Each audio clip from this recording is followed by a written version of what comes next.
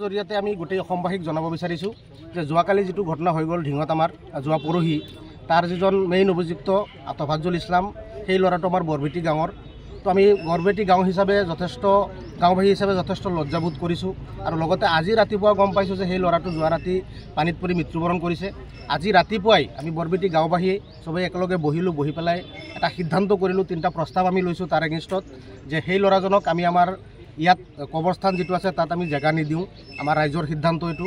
তাৰপিছত তাৰ জানাজা আমি নপঢ়োঁ আৰু সেই পৰিয়ালটোক আমি সামাজিক হিচাপে এঘৰীয়া কৰিছোঁ। আমি অপৰাধীৰ লগত নাই, আমি সদায় ন্যায়ৰ লগত আছোঁ। আমি গাঁওবাসী হিচাপে বিচাৰোঁ যে দোষীৰ শাস্তি হওক, দোষী সদায় দোষী। আমাৰ সমাজত দোষীৰ কোনো স্থান নাই। আমাৰ ৰাজহুৱা সিদ্ধান্ত এইটো আমি চবেই ৰাইজে মিলি আজি ৰাতিপুৱা লৈছোঁ। আপোনালোকৰ মাধ্যমেদি আমি গোটেই অসমবাসী ৰাইজক ক'ব বিচাৰিছোঁ যে আমাৰ ঢিঙত ইতিমধ্যে যিটো দৰ্শনকাণ্ড সংঘটিত হৈছে তাৰ মূল অভিযুক্ত তফাজ্জল আলী, তেওঁ ইতিমধ্যে পানীত পৰি আমি খবৰ পাইছোঁ পানীত পৰি মৃত্যুবৰণ কৰিছে। আমি নিশ্চয় আমাৰ এটা দুখ লগা কথা যে আমি আজি এই গাঁৱৰ এই তফাজ্জল আলী বৰবেটিৰ ল'ৰা, সি এনেকুৱা এটা দুখ কৰিছে যিটো আমাৰ বৰবেটি গাঁৱৰ ৰাইজে তাৰ লগত আমি সহযোগ কৰা নাই আৰু আমি ধিক্কাৰ দিছোঁ।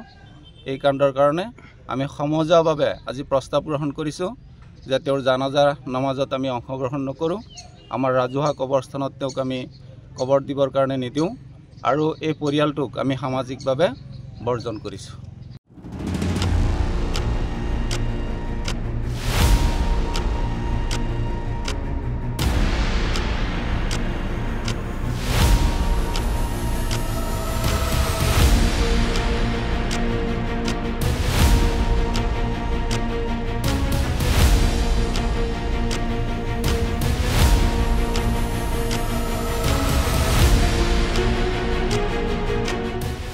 জৰিয়তে আমি গোটেই অসমবাসীক জনাব বিচাৰিছোঁ যে যোৱাকালি যিটো ঘটনা হৈ গ'ল ঢিঙত আমাৰ যোৱা পৰহি তাৰ যিজন মেইন অভিযুক্ত তফাজ্জল ইছলাম সেই ল'ৰাটো আমাৰ বৰবেটি গাঁৱৰ। তো আমি বৰবেটি গাঁও হিচাপে গাঁওবাসী হিচাপে যথেষ্ট লজ্জাবোধ কৰিছোঁ আৰু লগতে আজি ৰাতিপুৱা গম পাইছোঁ যে সেই ল'ৰাটো যোৱা ৰাতি পানীত পৰি মৃত্যুবৰণ কৰিছে। আজি ৰাতিপুৱাই আমি বৰবেটি গাঁওবাসী চবেই একেলগে বহি পেলাই এটা সিদ্ধান্ত কৰিলোঁ, 3টা প্ৰস্তাৱ আমি লৈছোঁ তাৰ এগেইনষ্টত যে সেই ল'ৰাজনক আমি আমাৰ ইয়াত কবৰস্থান যিটো আছে তাত আমি জেগা নিদিওঁ, আমাৰ ৰাইজৰ সিদ্ধান্ত এইটো।